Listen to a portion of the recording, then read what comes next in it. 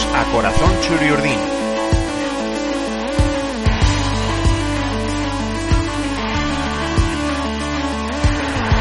El podcast en el que escucharéis historias sobre la historia de la Real Sociedad.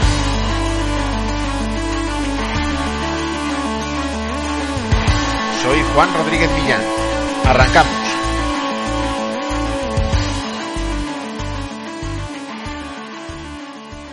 Si ya es complicado ganar un partido de fútbol por 6-0, mucho más difícil es lograrlo 3 veces en una misma temporada.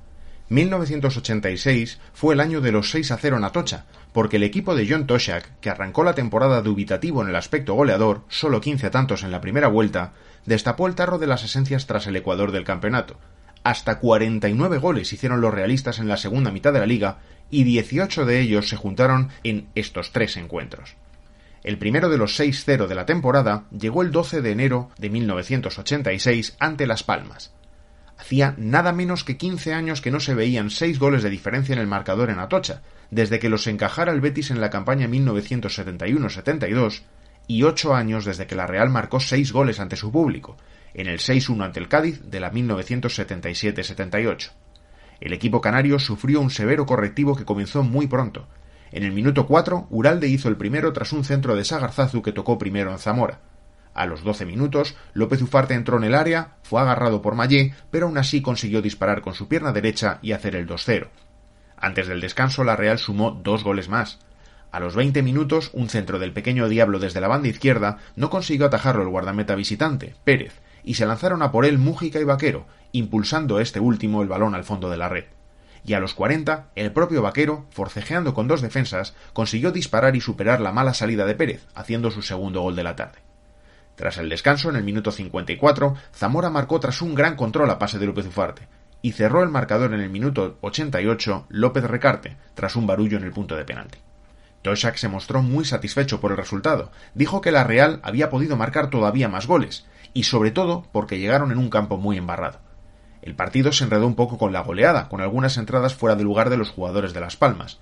En una de ellas, López Ufarte quedó dañado y el galés le sacó del campo en el minuto 67, aunque el realista confirmó tras el encuentro que por suerte no había sido por nada grave. El jugador ha ido a por mí y no al balón, eso lo tengo muy claro, lamentó López Ufarte tras el partido. El entrenador canario, Germán, reconoció la enorme superioridad Churiurdin.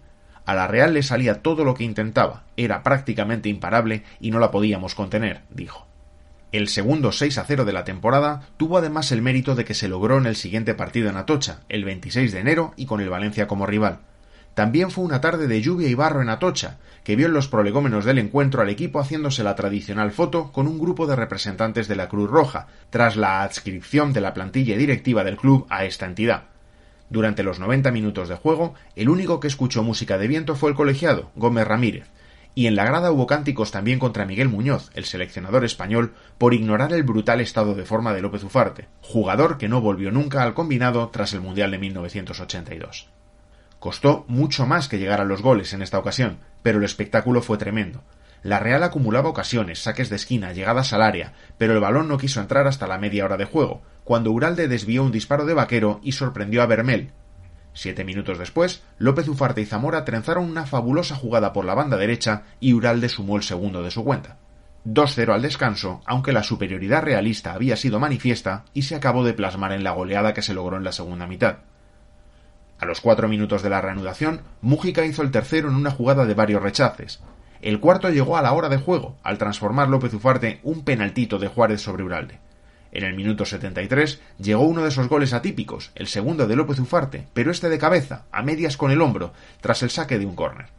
Y a 4 minutos del final, el sexto, obra de Satrústegui, también con la testa y a pase de Begiristain. Se están marcando muchos goles, y eso es peligroso porque puede que la gente se enfade cuando solo se metan 4, afirmó Toshack con su habitual flema británica cuando se le preguntó por la goleada en la sala de prensa.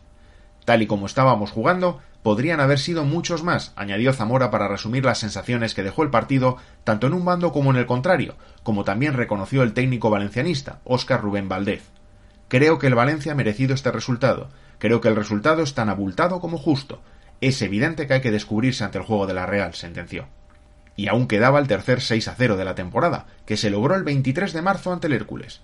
Exceptuando su presencia en el primer equipo coincidiendo con la huelga de futbolistas profesionales de 1984, aquel fue el debut de Alberto Albistegui con la Real, y en todo caso fue su primer partido como titular. Creo que he cumplido, dijo. Antes de que arrancara el partido, José Mari Vaquero se hizo una foto en el césped de Atocha con su hermano Santi, entonces jugador del Hércules, que no podía imaginar que acabaría fichando después por el equipo chirurdín.